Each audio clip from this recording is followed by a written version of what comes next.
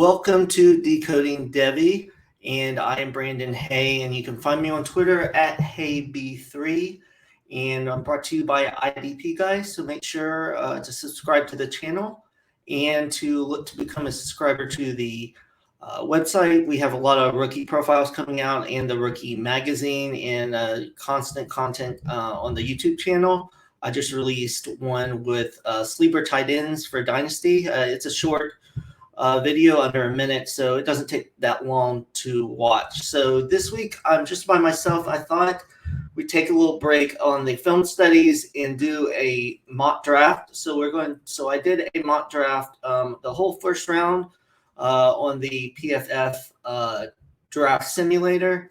So we'll go through that. I will say and preface this, I'm not totally up on all the defensive players. For most of the first round, I know them. So some of these fits might not be perfect. And then I will go over the ranking of based on landing spot, where I would put these players fantasy-wise. Before we do that, this happened actually last week, but I forgot to bring it up. Arizona State quarterback Jaden Daniels is transferred from Arizona State to LSU. It was a tad bit surprise for me there.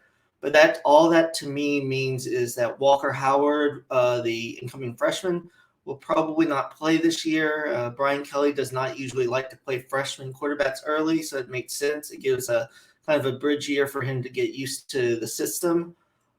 So it'll be interesting how he is used in the offense. So, the transfers keep on coming in.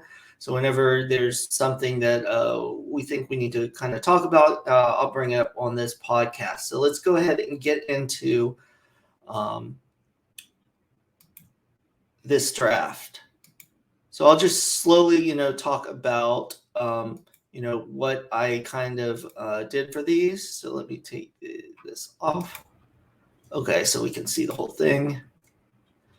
All right, so with the first pick with the Jags, since they franchise Cam Robinson, I know there's a possibility that they could still draft Evan Neal at tackle, but there's a need for pass rushing there. So I think they take one of the edge rushers, and I'm going with them to take Aiden Hutchinson because I think he's the best all-around guy, probably less ceiling than Thibodeau, but he's a good against the run and the pass and a constant, and I think the Jaguars just need to hit that first pick.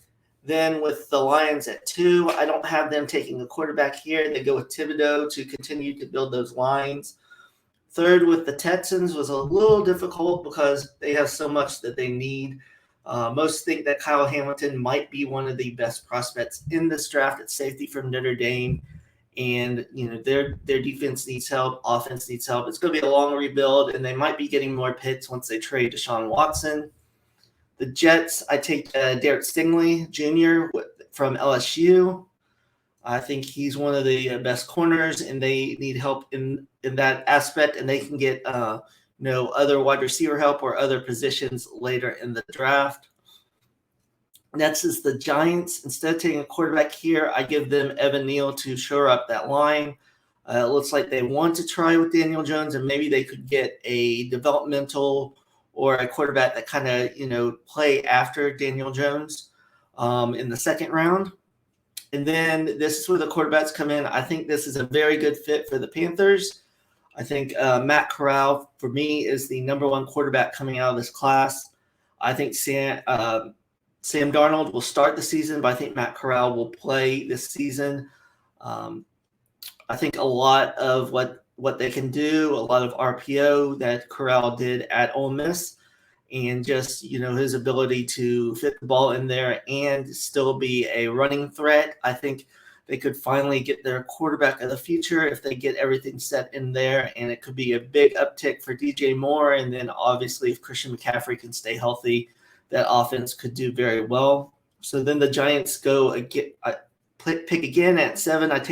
Have them taking Trayvon Walker, the edge player out of Georgia, to shore up that defense and get some more speed out there. And then the Falcons at 8, with the Calvin Ridley news, they have to get someone out wide to go along with Kyle Pitts. I think Garrett Wilson will be perfect. I think in a lot of ways this could help, the team kind of replace Calvin Ridley. Both very good route runners.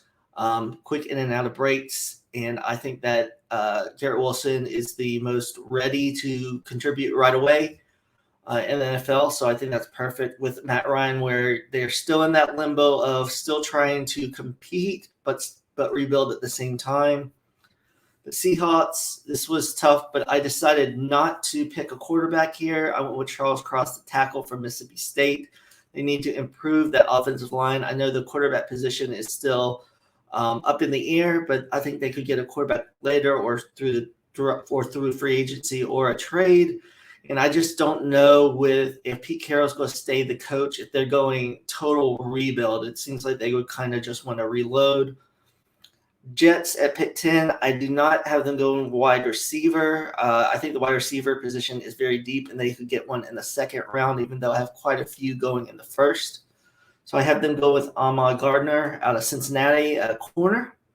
And then the Washington Commanders, they took care of the quarterback position with Carson Wentz. I still think they should draft a quarterback second or third round to kind of develop behind him just in case. But to kind of help with that defense that struggled last year, getting Nakobe Dean out of Georgia, a great playmaker to add with Chase coming back, I think that would really help their defense. And then with the Vikings, I go with George Karlaftis. I probably said that wrong. From Purdue, a good edge player. They need help on that. He should be steady and be able to play right away. As they have a lot of offensive pieces, so they just really need to shore up that defense because that's what really let them down. 13th with the Browns, I thought about going wide receiver here, but with getting Amari Cooper, I think they can wait till the second round. And they get David Ojabo out of Michigan, who's still learning and a little bit raw, but shows speed and has a lot of promise. I think they can play him in situational, his first year. And then he could take over for Clowney after that once he kind of learns more from that. The Ravens get a corner and Trent McDuffie out of Washington. Played very good. Washington's main problem was stopping the run. Then the Eagles have back-to-back picks. The first, I go with Devin Lloyd, the linebacker out of Utah. They definitely need some help at the linebacker position. And then I know I have talked down Drake London. He is actually my wide receiver 6, but I think since they already have Devontae Smith, they could use London. I like him very much in the short to intermediate range, going down the field where I think he's a little slower, but I think he's good for Jalen Hurts because Jalen Hurts lacks some accuracy sometimes. And this will give them the ability to, have another receiver that come up with the contested catches, that runs good routes, get open short. So Jalen Hurts can have another security blanket, kind of get that in there because, they have Quez Watkins that they kind of take deep, and Devontae can still do that. But I think Drake London is a good fit for what they already have. So that's why I have him going over some of the other players that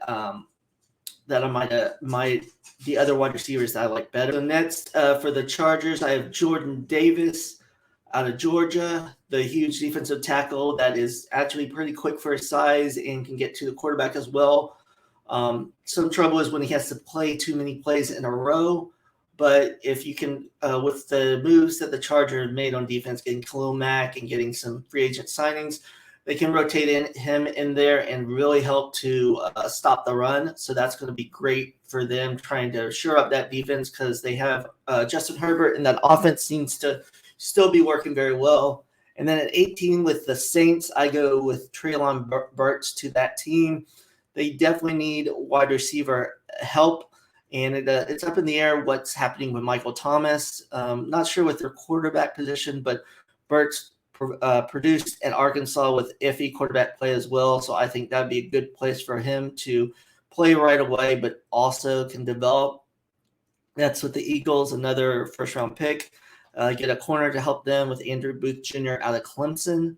And then with the Steelers, instead of getting a quarterback, since they did get Mitch Trubisky in free agency, I think they'll address this maybe later in the draft, but getting some help on that offensive line. Trevor Penning out of Northern Iowa really showed off in the Senior Bowl and the Combine, just a nasty streak. And, I think he would be able to help the Steelers get back to their run game and making Najee Harris a bigger part so that they could not put too much pressure on Trubisky or whatever rookie comes in there. And then 21st to the Patriots I have Chris Olave. I think he's just kind of a Patriots type player at Ohio State. He was the consistent guy. When Justin Fields was there, I felt when Olave missed games, Fields really missed him in the lineup, kind of being that security, that great route runner, the short to intermediate, but that can also take the top off of the defense. And we saw in the combine just his speed. I didn't realize he would be that fast, but I think with the Patriots, he's a great run blocker. He's a team guy. He stayed for 4 years at Ohio State. Wasn't necessarily a high recruit, but continued to develop his game. He's big on his timing, in and out of routes and deep down the field. I think that'd be great for the Patriots and Matt Jones. And then a lot of people joked about this, but this is a typical Raiders pick. Jameson Williams did not run at the combine, obviously because of his ACL injury, but he's a fast player. They lost Henry Ruggs with his legal troubles, so this could put someone in. So I know that Josh McDaniels is the coach now, but they definitely need a down the field threat as Hunter Renfrow's more, around the middle, the slot. So I think that would be a good move by the Raiders. So next for the Cardinals, I have them getting Devontae Wyatt, defensive lineman out of Georgia. That Georgia defense was so good, and all those players, are going to come out here.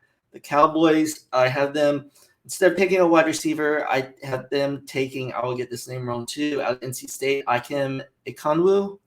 And I think they need to get back to improving that line because it's not as good as it was a couple of years ago, and they need to get back to running the ball like they did when Zeke was really in his heyday.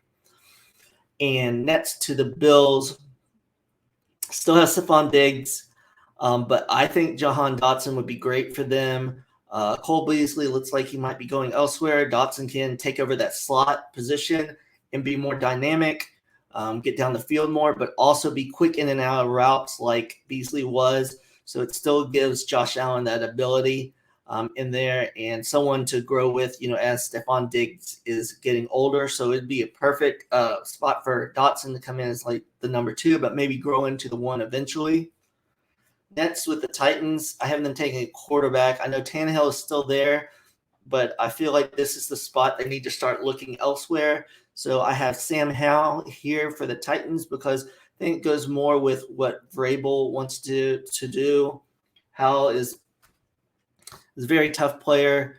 We saw this last year, didn't necessarily have all the weapons, but would run and get those tough yards.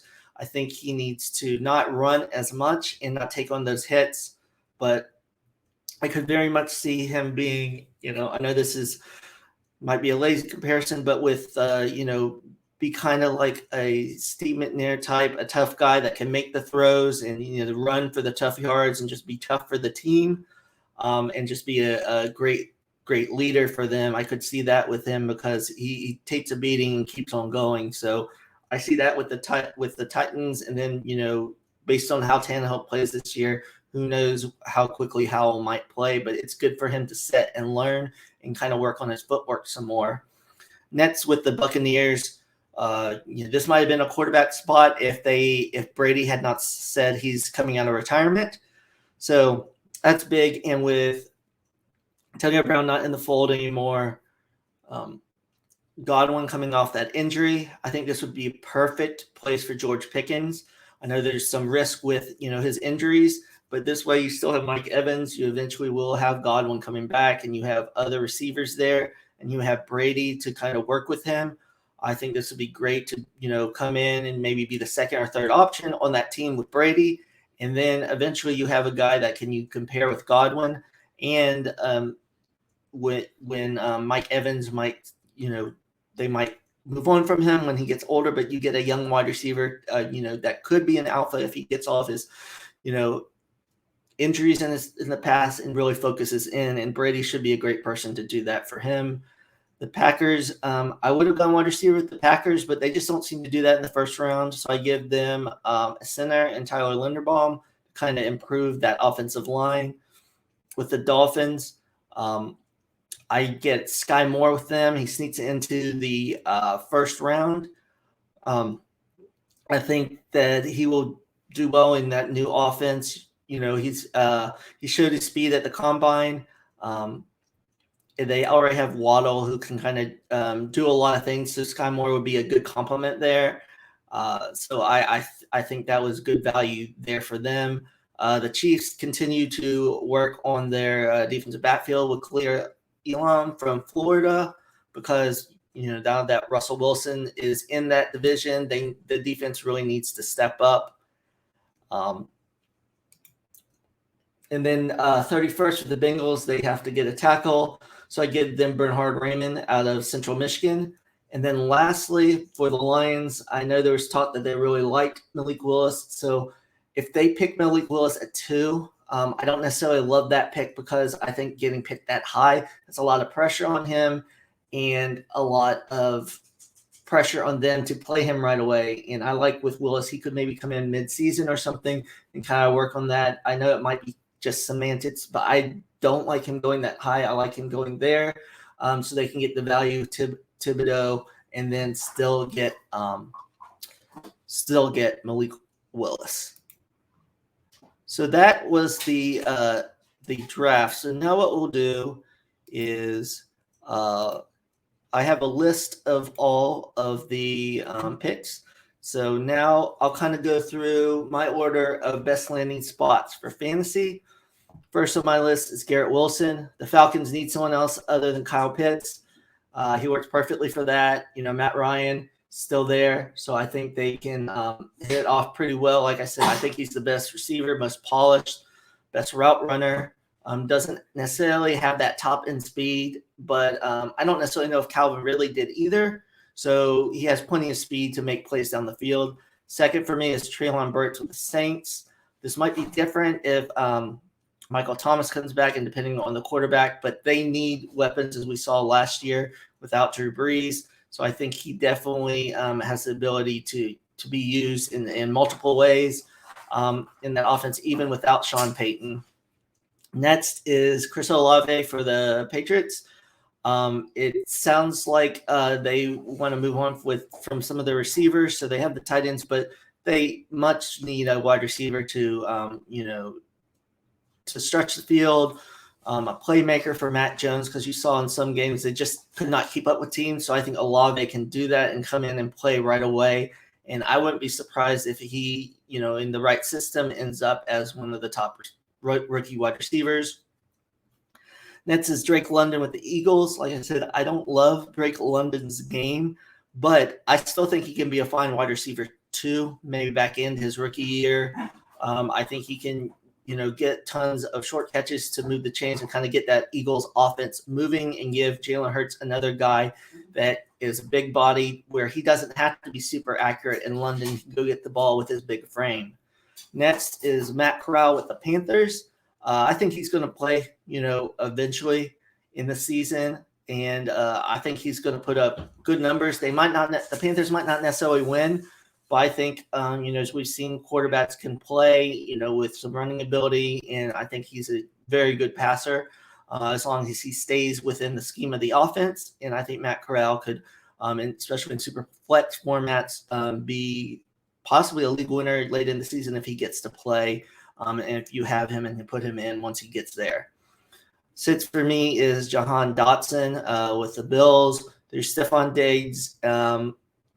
Obviously taking the most of that, but they throw the ball a ton, and I think Dotson could be used some in the running game also. And I just think Josh Allen will love giving him the ball, kind of like they did with Cole Beasley, just with higher upside. Then Sky Moore with the Dolphins. We don't really know what the Dolphins' offense is going to look like, and Jalen Waddle is obviously going to be the main aspect of that. But I think Sky Moore could be a good second or third option there, be a good flex player in his rookie year.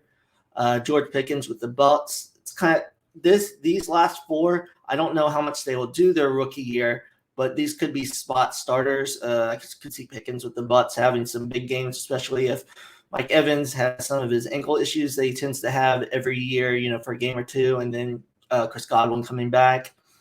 Malik Willis with the Lions. Like I said, I'm not as high on Willis, but I think eventually you would probably play him this year, maybe midway through the season if they're still struggling, just to move for the next year. And obviously his rushing ability will be great. Fantasy wise, could be another league winner, just like Matt Corral, just based on things that Jalen Hurts does. And his passing isn't there. But what I would think that the Lions would try to do if they do play Malik Willis, if he goes there, is have one or two reads and then have him to, run with the ball. So make it quick, or look to one side of the field, have quick reads, make it easier on him, and then try to develop him as he goes. Jameson Williams to the Raiders, mostly because we don't know when he'll be back. So he would be much higher on this list if he did not have that injury. And then lastly, Sam Howell for the Titans. I would imagine unless it goes really bad for the Titans, they're not going to use Sam Howell. This is more of a dynasty down the road type look. So that's kind of the 11, there. And I will say, just in case anyone wonders about Kenny Pickett on this list, he might have been in consideration. But I will be honest, the PFF, the draft simulator kind of orders it a little weird with the players. So Kenny Pickett was way too far down the list till I didn't realize after I completed the draft. So this is what we have. So I'll probably do another mock draft or have a couple people come in, maybe just do a fantasy, 4-round mock draft. But I wanted to kind of break it up from all this film breakdown and give you this video. So make sure to subscribe and let me know on Twitter or on YouTube if there are any prospects that you kind of have questions about or anyone that you would like a breakdown to happen for. So thanks for watching, and we'll see you next week.